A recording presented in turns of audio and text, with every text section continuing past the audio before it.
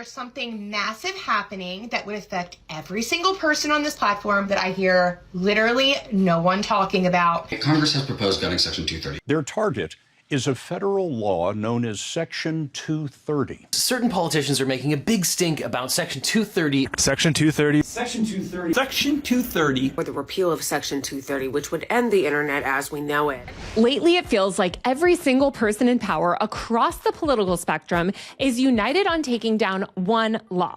It's called Section 230. Republicans claim this law lets tech companies silence conservatives. Democrats claim that it lets platforms profit from lies and misinformation, which is pretty ironic coming from the US government. Both sides are trying to position rolling back this landmark protection for online speech as cracking down on big tech. But that's not what any of this is about, and they're completely lying when they're saying that. To understand why all these powerful people and political leaders want to abolish Section 230, you need to understand what Section 230 actually is, what it does, and why it exists. The reality is that the entire modern internet is built on Section 230. It's the reason you can leave a negative restaurant review without Yelp being sued out of existence. Section 230 is the reason fan communities can exist online. It's why any website can host a comment section. Section 230 is what allows blogs to exist and book reviews to be posted online. It's what allows forums and chat systems to exist at all. Section 230 is the sole reason Wikipedia can function as a volunteer-edited encyclopedia.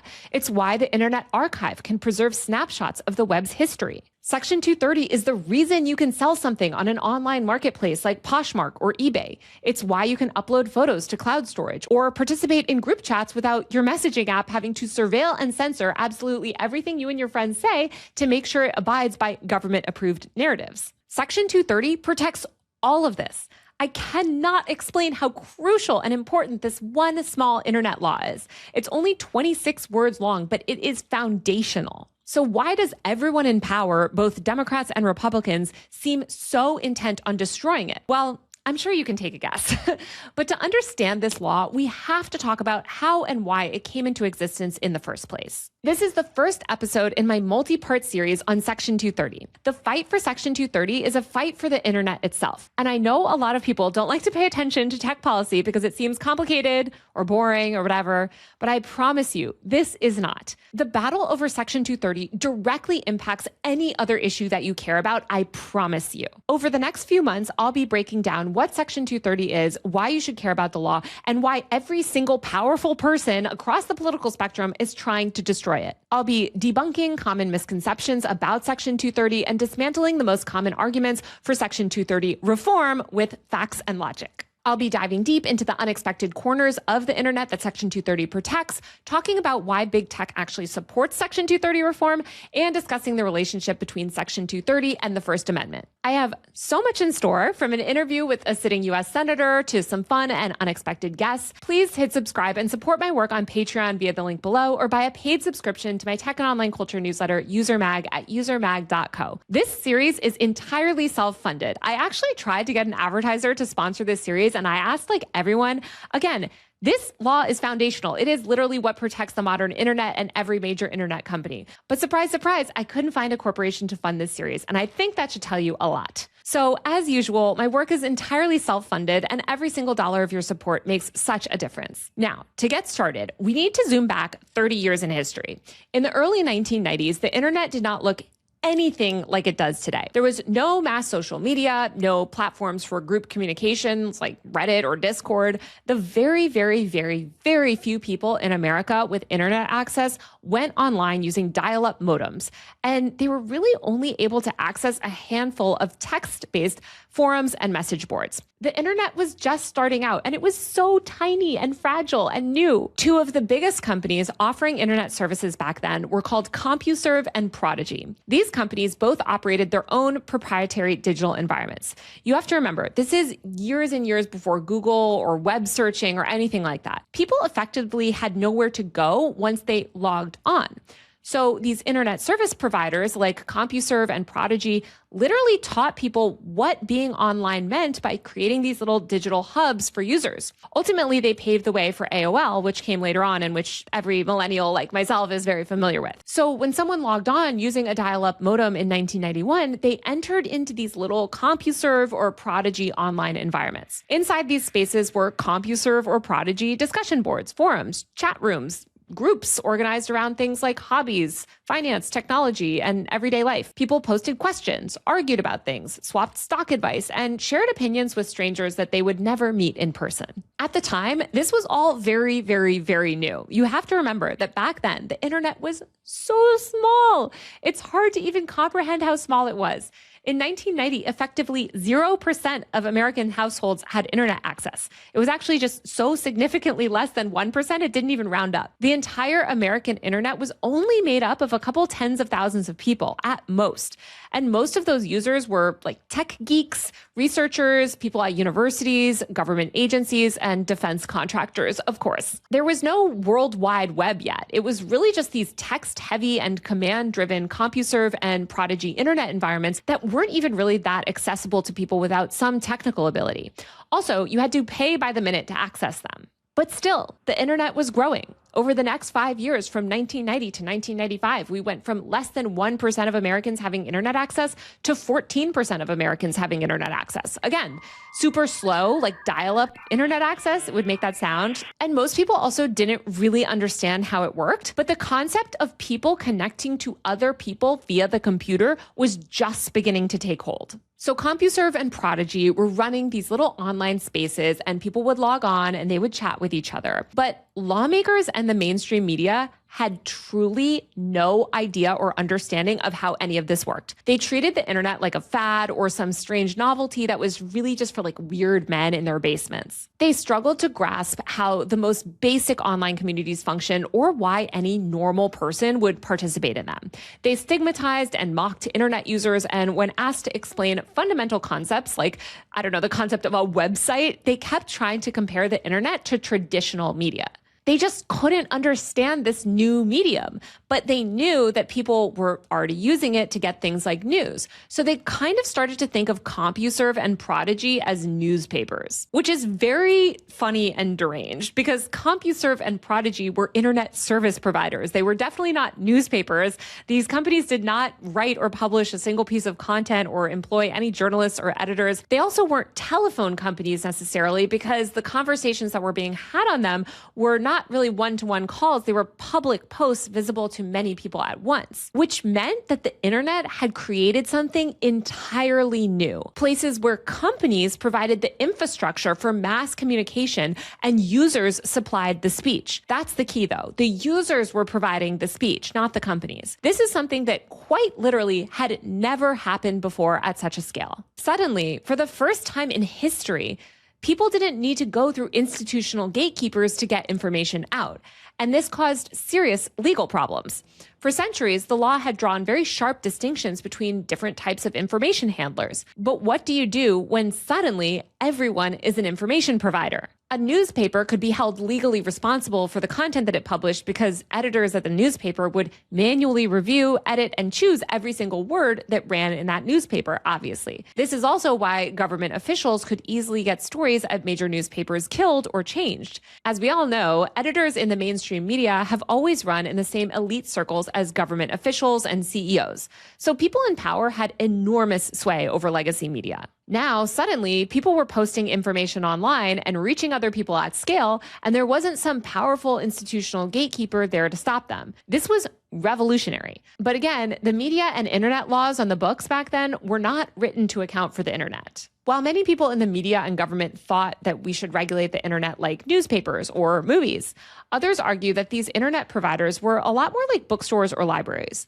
No bookstore owner or librarian could reasonably be expected to read and approve every single word in every single book on their shelves, nor would we want them to. These people argued that that's kind of how we should view the internet. We don't want an internet where every single post and every single message on every single forum and every single website is subject to review and has to go through some process before getting posted to make sure that it complies with some set of government guidelines. We want people to be able to speak and connect freely. But not everyone agreed on this philosophy and how we should treat the internet. The first major case to test this issue involved CompuServe in 1991. A user on one of CompuServe's little web forums about finance posted defamatory statements about an investment newsletter. The publisher of the newsletter sued CompuServe, arguing that because the statements appeared on a forum hosted by CompuServe's system, the company should be legally responsible for every single word that any user posted on that forum. The courts disagreed. They ruled that CompuServe did not actively review posts before they appeared online. It did not edit, approve, or curate individual messages. Instead, CompuServe functioned more like a digital version of a library or a bookstore, making content available without knowing precisely what each piece of content contained. Because of that hands-off approach, the court ruled that CompuServe should not be held liable for that defamatory post. Instead, the person who posted the defamatory post should be held liable. This makes sense, right? The person who actually posted the defamation should be liable for the defamation. A library shouldn't be sued out of existence because they carried the wrong book. We want free and open access to information. That's like foundational for democracy. The court also recognized that it would be completely unreasonable, especially back in 1991, to expect an online internet service provider hosting thousands of posts a day to examine every single message posted to the internet before it appeared. And if CompuServe started to have to do that, there would effectively just be no free speech online. Judges also understood that these systems operated at a scale that traditional publishing never had. Again, even back in the early 90s, holding CompuServe legally responsible for every single post on the internet that it provided would have shut down the service entirely, or basically rendered these forums that they ran unusable and useless. So everything seems fine and dandy, but just a few years later, a second case arrives, and it challenges this CompuServe ruling. In 1995, Prodigy, again, CompuServe's biggest competitor, faced a similar lawsuit over another defamatory post by one of its users.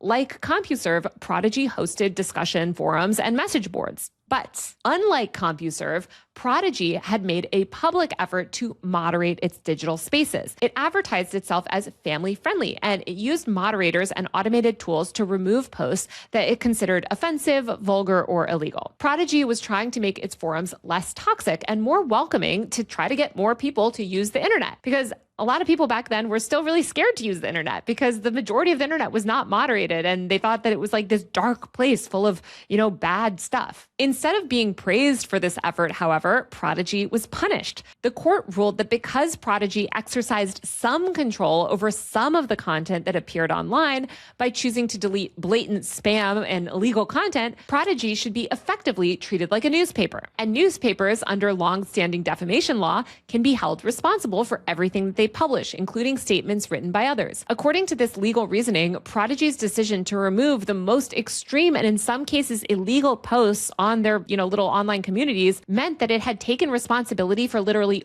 all of the content on all of its forums, even parts of the forum that it failed to moderate or catch. Does this make sense to you guys? Basically, Prodigy was doing early forms of moderation. It was not taking down everything, but it was taking down like blatantly illegal stuff, blatantly like gore, porn, et cetera, et cetera. CompuServe wasn't moderating anything at all. They were basically like, we're a web services company. We have this little space you can go to that has message boards. We don't really know what's going on there, and we're not going to take a look. Prodigy was like, hey, we're like the family-friendly alternative.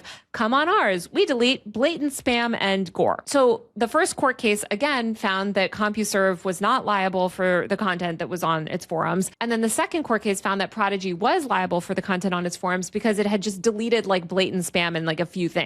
So it's basically like, if you moderate at all, you're responsible for everything.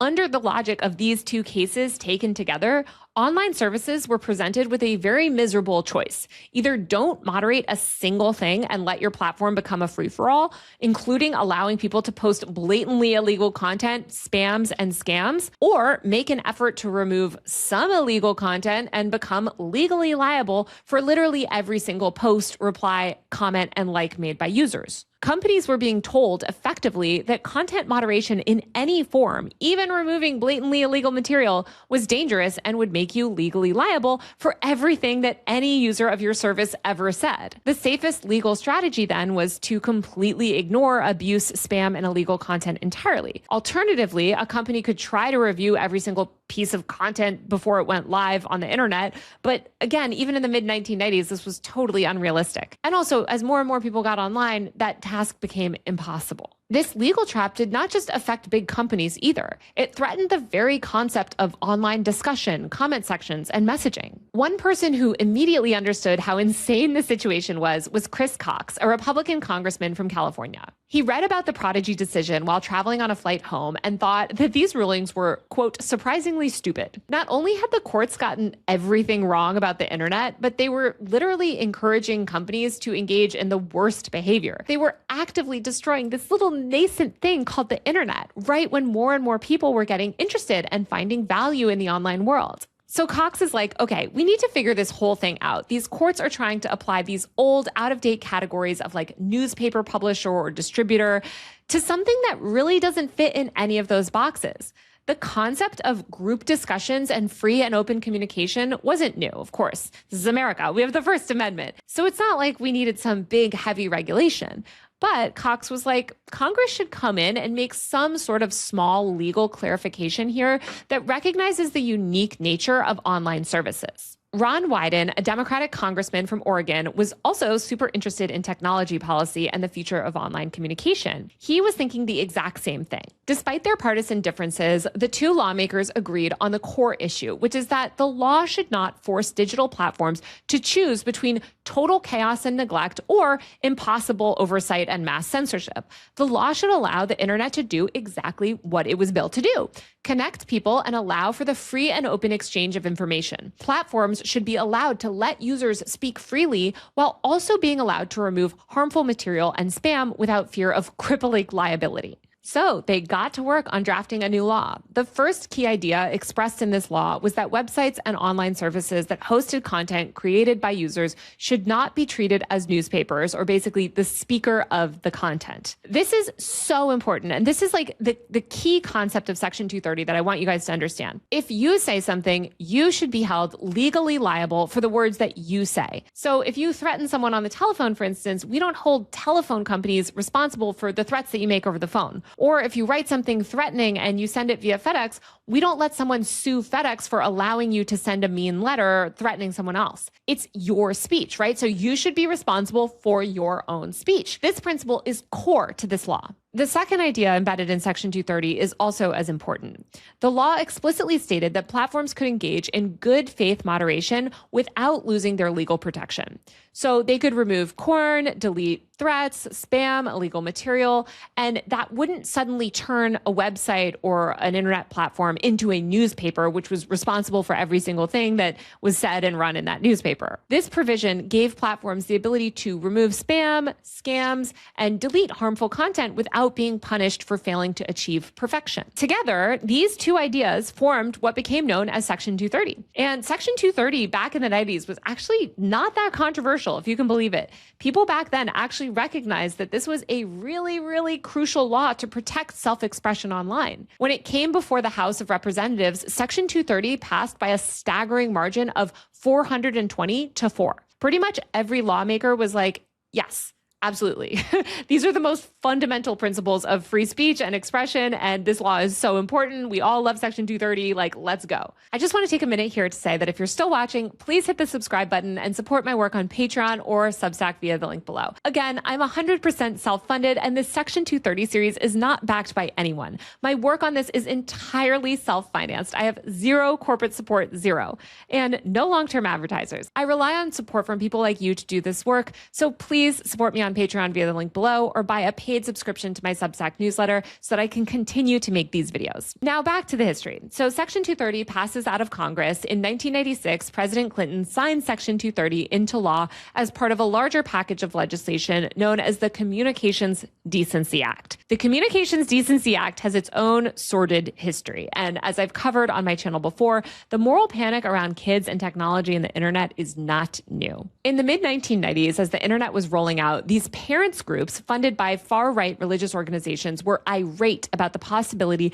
of young people going online and maybe talking to a gay person or seeing a woman in a bikini. You have to remember, this was also decades before gay marriage was legal, and the legacy media environment at the time was extremely bigoted, homophobic, and misogynistic. So these far-right religious groups, like from the jump, they did not want an open internet. Even today, they don't want an open internet. They wanted this top-down censorship model of the internet where platforms would have to manually review and censor any content that was deemed harmful for children before allowing it to be published online. Sound familiar? It should sound familiar because that's actually what Congress is trying to do right now. But anyway, we'll get into that later. It's just funny that the arguments that were being made against the free and open internet back then are the exact same, and I mean like the exact same as the ones that the Heritage Foundation, Jonathan Haidt, and all these right-wing lawmakers like Marsha Blackburn are making today. Like literally word for word. They were like, do you want little Johnny signing up for the big bad internet? What if he goes into a chat room and it turns him gay? What if he sees something about sex on a blog? What if young girls learn about things like smosh-smortion? Sorry, I can't even say the word because, of course, YouTube censors it. These people were so crazy. They literally wanted a movie-style rating system for every website. Like, I'm not kidding. These parents groups wanted a government-approved body to basically rate every single website on the entire internet rated R, PG-13, or G, whatever. They didn't think anyone under the age of 18, by the way, either, should even be allowed to message with friends online. It was so stupid. But again, this is what people also are trying to do today, so it never ends. The Communications Decency Act was the result of this moral panic, and it had some good stuff, but mostly a lot of bad stuff, and it ultimately was found totally unconstitutional. Civil liberties groups challenged the Communications Decency Act pretty much as soon as it passed, arguing that it violated the First Amendment by restricting lawful speech, which it definitely did. The case eventually reached the Supreme Court, which unanimously struck down the CDA's anti-indecency provisions. In a 9-0 decision, the court held that online speech deserved full constitutional protection, rejecting the idea that the internet should be treated as some legacy news media. The ruling is known as Reno versus ACLU, and it is a landmark case for free expression online. But it's important to note that the Supreme Court did not strike down the entire Communications Decency Act. Section 230 stayed and remained completely intact. Once again, lawmakers and the court recognized that unlike the censorship provisions of the Communications Decency Act, Section 230 was actually really, really good and really, really important. Section 230 did not suppress speech. Instead, it basically acted like the First Amendment for the internet by making it legally possible for digital spaces to exist at scale.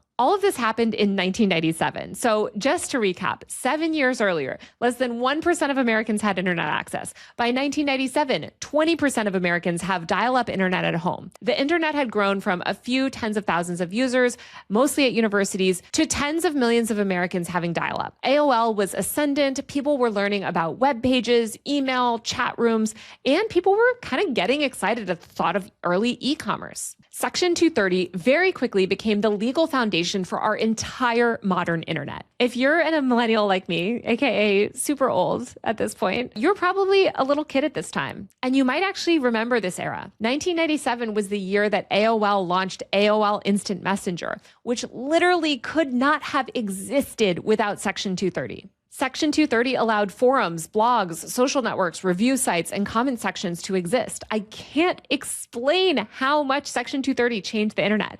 Imagine if Section 230 didn't exist, like what the internet would have looked like. Every single website would have this like rating system on it, and every single word that anyone ever tried to post online would have to pass through like corporate conglomerate government censors. Instead, thanks to Section 230, AOL was able to launch Instant Messenger, which hosted vast amounts of user content without hiring armies of editors or lawyers to review every single IM that you sent to your friend to make sure that it was government approved. Section 230 also allowed platforms to experiment with moderation policies and make different spaces welcoming to different groups. For instance, Section 230 allows a BDSM forum to moderate itself differently than Club Penguin. Another millennial reference. I'm sorry. Much like the First Amendment, Section 230 doesn't guarantee that all speech is truthful or fair or inoffensive.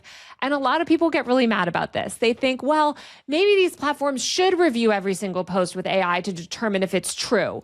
And I'll explain in a later episode why that's like literally delusional and actually so dangerous. But suffice to say, Section 230 made large-scale online interactions possible. And without Section 230, literally all of the digital spaces we rely on every day would have never existed. You would not be watching this video because YouTube's government censors would probably not allow it. Without Section 230, ordinary people would never have a voice online. There would be no blogs, no comment sections, no group chats, no product reviews, nothing. People today are so brain rotted about Section 230 because they don't understand what it is. And they listen to these craven politicians and people in power and billionaires lying to them, claiming that, it's this evil thing we need to abolish and it's a gift to big tech. And because most people don't understand how this law functions or where it came from, why it exists, they believe it. But Section 230 is not a gift to big tech. I'm making a whole episode on that later, so stay tuned. But suffice to say, Section 230, like the First Amendment, it's a gift to people, to citizens, to users of the internet. It gives users and average people power online. It lets users, aka the public, speak freely online without the threat of mass censorship or having to go through institutional gatekeepers. That is literally, by the way, why all of these powerful people on both sides of the political aisle hate it so much. Like, hello. But anyway, okay, let's go back to 1997. So the law is on the books now. Internet service providers are scaling up, and pretty soon millennial kids all over the country like me would be logging on to AIM after school, chatting with friends and exploring the internet. But Section 230 was still really, really new. And as the internet was expanding, nobody really knew how the courts would interpret the nuances of it. The first test came in 1997. 1997 was actually like a really crazy year for internet history when you think about it. But anyway, back then, this man named Kenneth Zeran lived in Seattle and he ran a small business. 6 days after the Oklahoma City bombing, someone started posting fake advertisements on an AOL bulletin board using Zeran's name and phone number. The ads were for t-shirts with slogans that were celebrating the Oklahoma City bombing, saying things like, "Visit Oklahoma, it's a blast." But the advertisements included Zeran's real phone number and told people to call him to order these t-shirts. Obviously, Zeran wasn't actually selling these t-shirts. He was being trolled, and he immediately started getting death threats. His phone was ringing off the hook, and he became terrified that someone would actually hurt him. He contacted AOL repeatedly, asking them, please take down these advertisements. I'm not actually selling these offensive t-shirts. But AOL was very slow to act. They actually had never dealt with anything like this before. It sounds so quaint now, but back then, again, 1995, 1996, 1997, no one really thought of online harassment like this happening. Like, this was seen as like really crazy. And so AOL didn't know what to do or who inside the company should even handle this. It took them some time to figure out what was going on and to get the post removed. But as soon as they removed one post, another post would appear. Zeran couldn't identify the anonymous troll who was doing this, so he sued AOL instead. It's important to understand the nuances of his lawsuit. He wasn't challenging the precedent that Section 230 was built on. He wasn't claiming that AOL was like a newspaper, which again, that idea had been struck down by Section 230. He acknowledged that it was like a bookstore or a library, but he argued that because this bookstore or library, AOL, had knowledge of the harmful content that they were publishing, they should be liable for that harmful content. Now, again, remember, bookstore owners and libraries aren't expected to read every single word of every single book on their shelves to make sure that none of this is causing someone duress.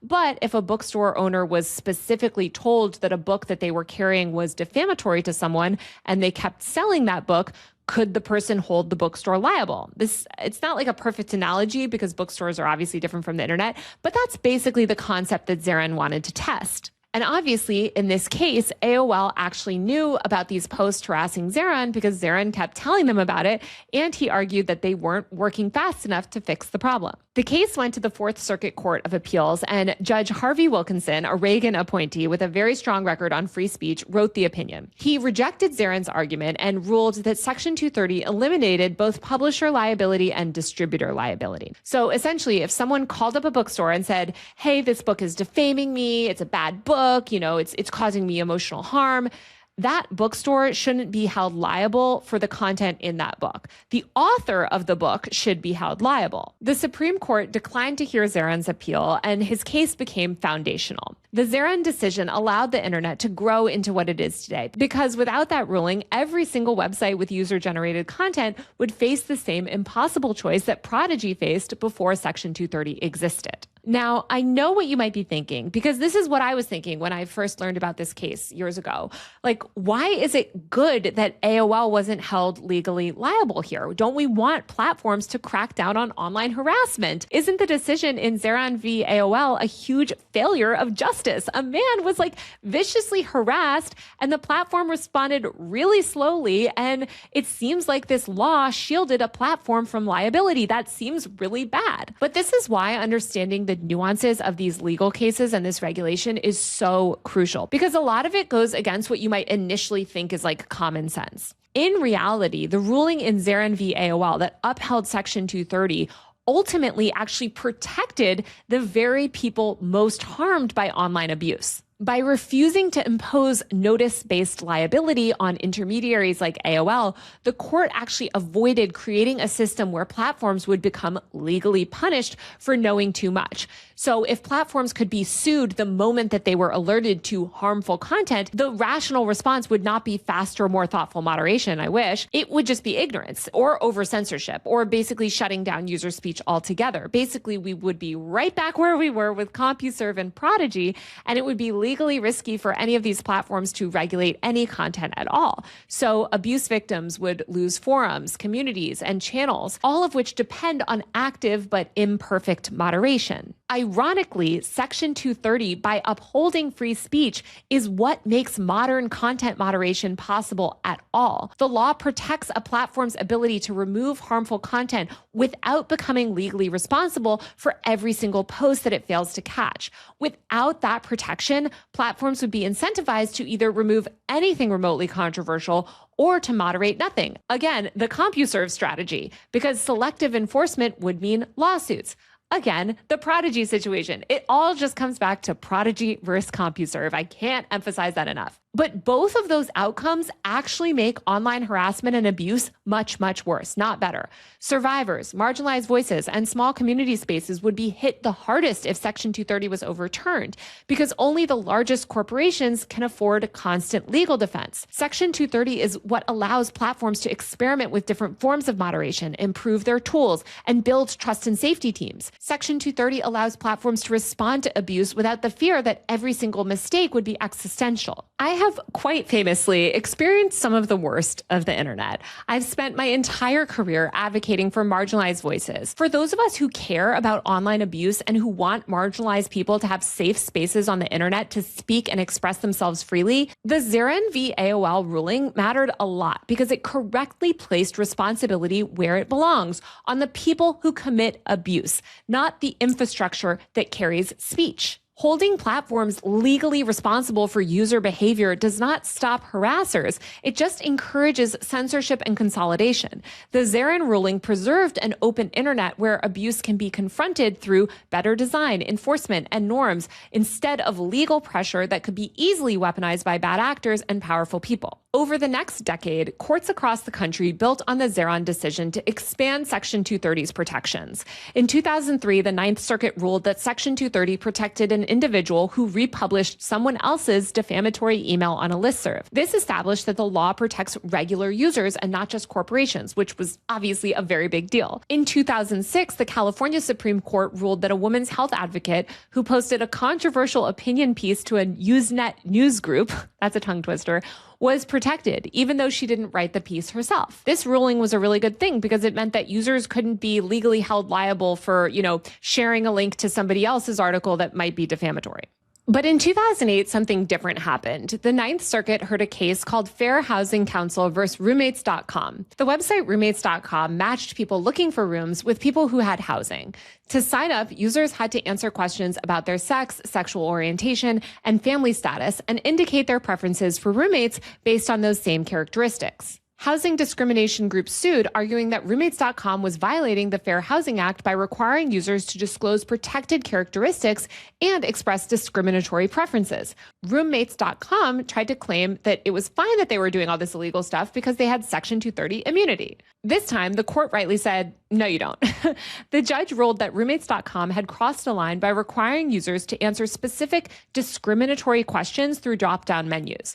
In this way, the website wasn't just passively hosting third-party user-generated content, it was actively developing that content. The site's design basically forced a user to make discriminatory statements, and that made Roommates.com at least partially responsible for those statements, which meant Section 230 didn't apply. But the judge in the case was careful to draw some limits. Search engines, for instance, that let users search for discriminatory criteria would still be protected. Neutral tools that users might misuse to do discriminatory things aren't the platform's responsibility. The key was that Roommates.com had literally designed its system to require legally discriminatory responses. After that, things went along, I don't want to say swimmingly, but we saw the dawn of the social web. For the next 10 years after the Roommates.com ruling, the internet blossomed and social media took off. We got all the major social networks, but also the internet exploded and went fully mainstream with the arrival of smartphones and wearables. Now, there's no longer a separation between the internet and real life. The internet is real life, and real life is the internet. The internet is embedded in everything we do, from telling Alexa to order your groceries, to group chatting with your friends after work, to your smartwatch monitoring your heart rate while you run. Then 2016 happened, and we saw the beginning of the techlash. Donald Trump won the 2016 election, and instead of confronting years of growing systemic inequality, the failures of neoliberalism, and issues within the Democratic Party, the entire mainstream media and political elite class honed in on one villain: technology. Facebook was responsible for Donald Trump, they claimed, and so-called misinformation was destroying society. Never mind that no one produces more misinformation online than the US government, I would argue. But at the same time, the optimism of the 2010s was fading. Enshrification was just beginning. Monopolistic tech platforms like Google and Facebook were crushing competition, destroying the open web, and people in power recognized very quickly that they could leverage this backlash against big tech for their own nefarious means. Did they actually want to crack down on big tech and regulate the business models of corporations like Meta or Google? No, because no one in power wants to fundamentally challenge capitalism or these companies, which continue to be some of the biggest lobbyists in DC. Instead, they realized that a lot of people, especially on the left, are so insanely ignorant about tech policy that they could basically convince anyone on the left that any mass censorship or surveillance law, no matter how deranged, was cracking down on big tech. But chipping away at free expression and seizing government control of online speech while rolling out mass surveillance driven by AI could not be done overnight. Far-right groups, religious fundamentalist organizations, and reactionary pundits knew that to sell their mass surveillance campaign to the public, they'd have to start with the same group that every cadre of bad actors seeking to push censorship and surveillance laws has started with: sex workers. If they had said back in 2018, hey, by the way, we actually hate that the internet is allowing the public to question people in power and challenge government narratives, and we want the government to have complete and total control over everything that you do and say online and off. Oh, and by the way, we're going to enact a sprawling mass surveillance infrastructure that's going to track every single thing that you ever say or do and engage with online. We're going to track every single word that you read, every Google search that you make, and if you step out of line or if you go to the wrong protest, we're going to use that information to arrest and prosecute you. And by the way, our AI is going to get access to all of this information and data, and it's actually going to determine if you're a criminal based on an algorithm that you can never see. People would have rightfully been like, I don't want that. But that's obviously not how these legal and political efforts go about it. They take place very, very slowly over years, sometimes decades. For instance, look at how the right was able to overturn Roe v. Wade. It wasn't some overnight thing. These are meticulously orchestrated, relentless legal efforts that play out over decades. So back to Section 230, a decade after the Roommates.com ruling, you had the public for the first time starting to turn against big tech. But the public, and especially leftists and liberals, were also fundamentally ignorant about tech policy. They basically completely ignored tech policy, didn't pay attention to it, thought it was too complicated, boring. I don't know why. Even to this day, leftists don't seem to care about tech policy. It drives me crazy. And a lot of these people, unfortunately, also held reactionary beliefs about certain groups, including sex workers. So in 2018, Congress carved out the first real loophole to Section 230 since the law passed, a package of bills called FOSTA-SESTA, which stood for the Fight Online Sex Trafficking Act and the Stop Enabling Sex Traffickers Act. It was the first real shot across the bow from groups like the Heritage Foundation and other far-right religious fundamentalist groups who have led the charge on seeking to dismantle Section 230. FOSTA-SESTA was bipartisan. Like a lot of these protecting kids laws that we're seeing today, no one wanted to vote against something claiming to fight sex trafficking. Never mind, that is not what the laws did. Like, that is so not what these laws did. FOSTA-SESTA passed the House with an overwhelming majority, and the Senate voted 97-2. Only Ron Wyden, one of Section 230's original authors, and Rand Paul voted against it. FOSTA-SESTA's claim was basically sites like Backpage.com were actively enabling sex trafficking, and Section 230 was letting them get away with it. None of this was true at all, and what actually happened after FOSTA-SESTA passed was a disaster.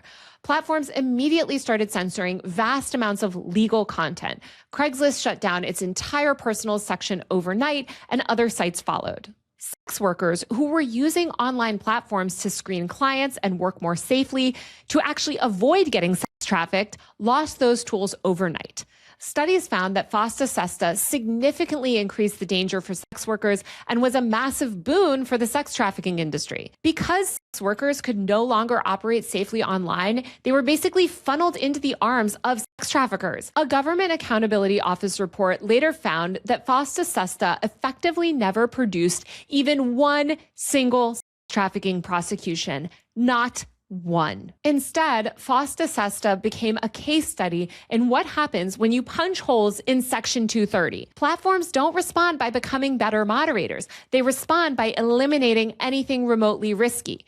The people who get hurt are the most vulnerable users who depend on these platforms the most. But the FOSTA-SESTA legal win for far-right and religious fundamentalists was like blood in the water. It emboldened them, and they realized that by pushing a moral panic about the internet and social media while also telling stupid leftists that the Heritage Foundation's tech policy slate was somehow cracking down on big tech, they could get wide support for their deeply authoritarian policies from across the political spectrum. Gonzalez v. Google involved the family of a victim of the 2015 Paris terrorist attacks.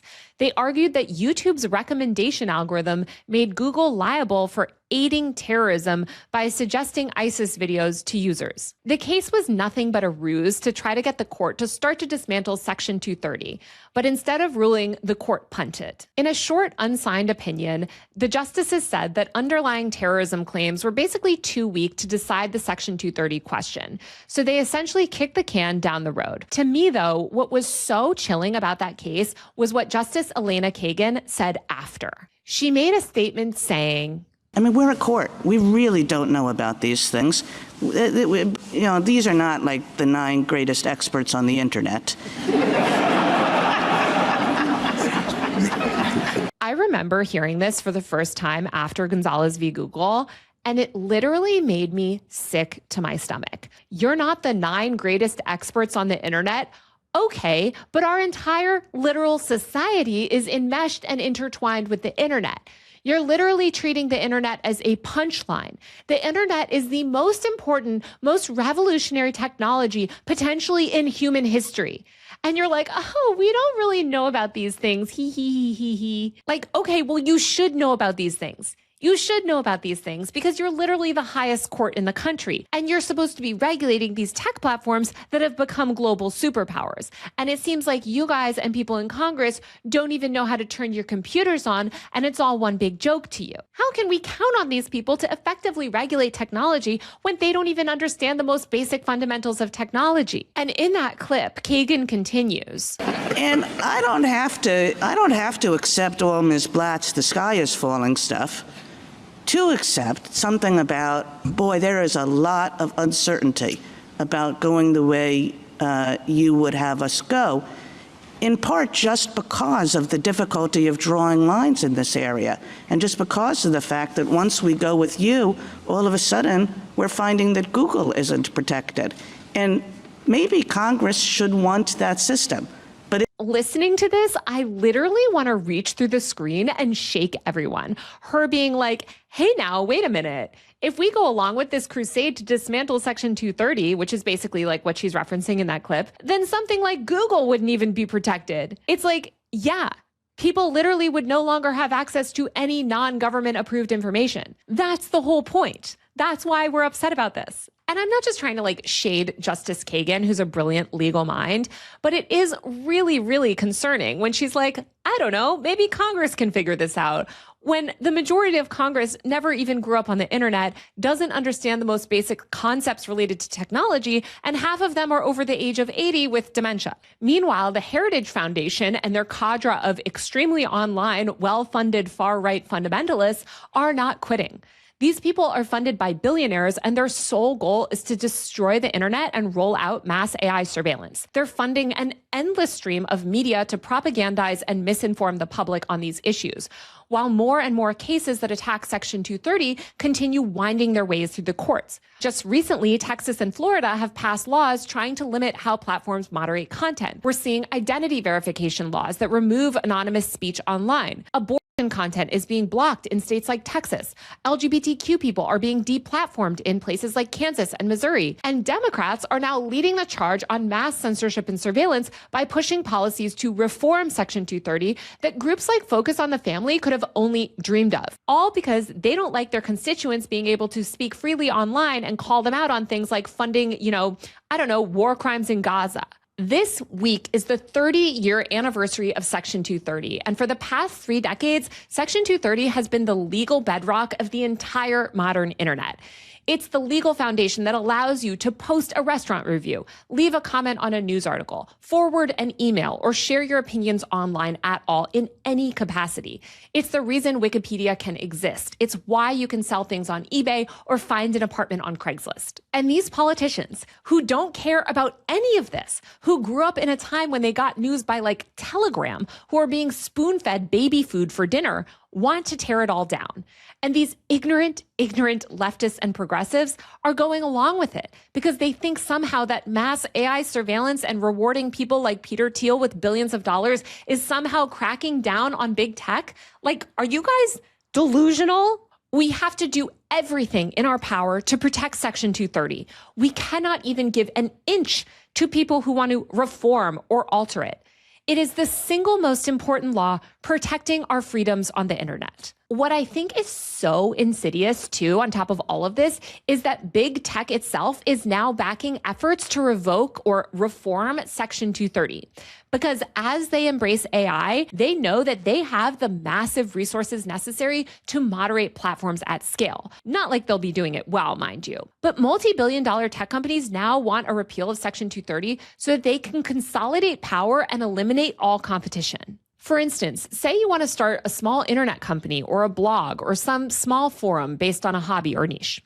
Right now, you can set something like that up in minutes. You don't need a massive and expansive legal team capable of vetting every single post of user-generated content on your forum for legal liability. Section 230 means anyone can build a community online without being immediately bankrupted by lawsuits and legal costs. Big tech hates this, though, because they don't want any competition. They want your entire internet experience to be mediated through Meta and Google. Weakening Section 230 would help big tech consolidate power because it would significantly raise the barrier of entry to anyone who wants to compete with them by building a community on the internet. You know who won't have the kind of capital to compete with Meta and Google? Small communities, nonprofit platforms, platforms and forums founded for a public good. If you think the entire internet is a profit-maximizing hellscape now, just think of what it could be when literally our entire online experience is a big tech-dominated hellscape surveilled by AI to ensure no one ever says or consumes anything that the government doesn't like. I'll be diving into all of this in a later episode, but the companies most threatened by changes to Section 230 are small forums that serve niche communities built to support those suffering with addiction or abuse, nonprofit projects that run on volunteer labor, or really any platform that isn't explicitly profit-based. It's worth remembering that Facebook was one of the first tech companies to endorse FOSTA-SESTA. Why would Facebook support weakening Section 230? Because Facebook can afford to fight lawsuits and roll out mass compliance with AI. What Facebook doesn't like is competition from online communities and less profit-driven platforms that challenge its dominance. I really hate this idea that Section 230 protects big tech. It doesn't. It protects you. When you forward an email, you're protected. When you share someone else's tweet, Section 230 is protecting you. When you post a link to a news article, you're protected by Section 230. If you run a blog with a comment section, you're protected. If you moderate a Discord server, you're protected. You don't need a team of lawyers to do any of these things, nor should you, thanks to Section 230. None of this means that the internet is perfect or that tech companies are above criticism. I am a huge critic of big tech. I literally hate these evil monopolistic companies that are destroying our internet. There are many legitimate concerns about how these platforms operate. But Section 230 is not the cause of these problems, and repealing it would not fix them. I'll be diving into way more solutions in a later video in this series, but if you're concerned about monopoly power in tech, the answer is antitrust enforcement, not destroying the legal framework that allows competition to exist. Or if you're concerned about data privacy, the answer is comprehensive data privacy legislation. If you're concerned about algorithmic amplification of certain content, the answer is transparency requirements and giving users more control and more choice, not burning the entire internet down. Almost every single civil liberties group out there is sounding the alarm over what's happening right now. The Electronic Frontier Foundation, the ACLU, a slew of LGBTQ orgs, reproductive justice orgs, and more are speaking out.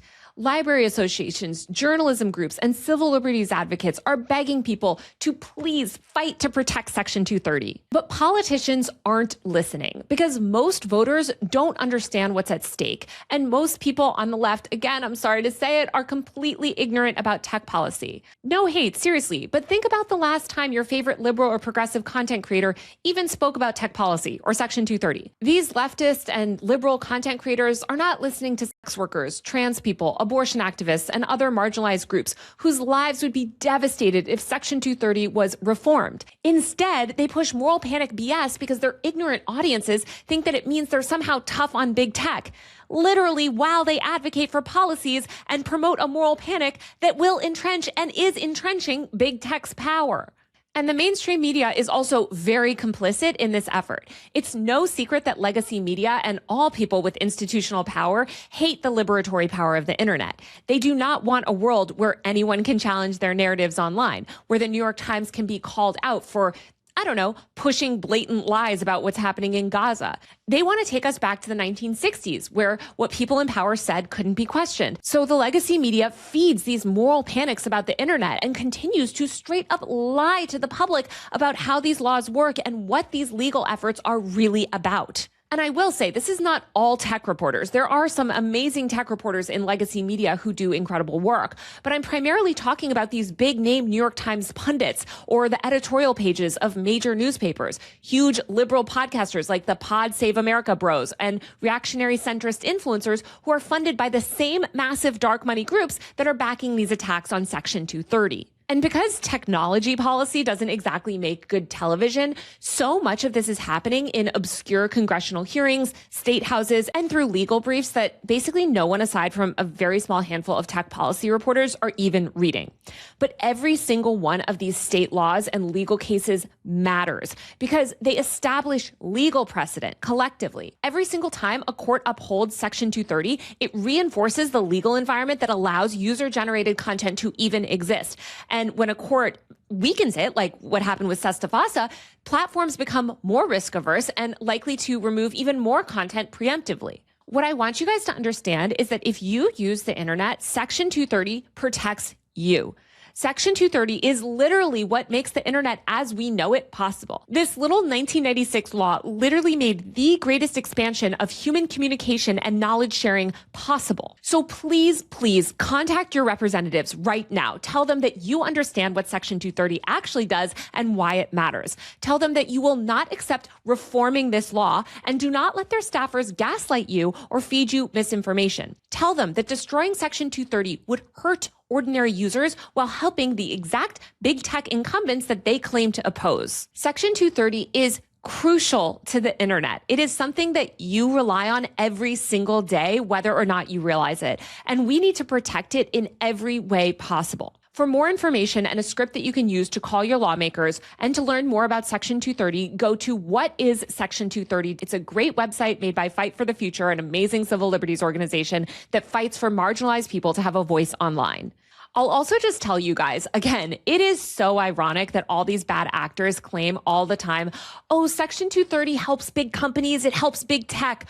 I've been planning this Section 230 series for literally almost a year. And as I mentioned, I tried to get this series sponsored. I went to so many organizations and companies and asked, hey, do you want to sponsor this? Like, Section 230 is allegedly so important to your business model. And no, they wouldn't. Of course they wouldn't. And as usual, almost every single thing that I produce for this channel is entirely self-funded. I have zero longstanding partnerships with any advertisers, and I rely 100% on support from people like you to do this work. I just think it's so ironic that while these astroturfed liberal groups get literally millions and millions of dollars to make content all day about how bad and evil Section 230 is, the people that are fighting for this have nothing. We have no funding. We have no institutional backing. We have no big name donors. It's literally just people like me and other, activists, sex workers, trans people, reproductive justice activists, everyone that is trying to come together and make people on the left wake up and start to care about tech policy. Because the right absolutely cares about this stuff, and it's how they've been able to monopolize so much control of the internet. So if you like my work, please support me on Patreon via the link below or buy a paid subscription to my Substack newsletter at usermag.co. That's usermag.co. On Patreon, I do bonus podcast episodes, a monthly Q&A live stream, and more. On my Substack newsletter, I do a bi-weekly roundup of everything that I'm reading and following online. You can also get that newsletter via my Patreon. Thank you so much for your support, and I'll be back soon with the next episode of my Section 230 miniseries.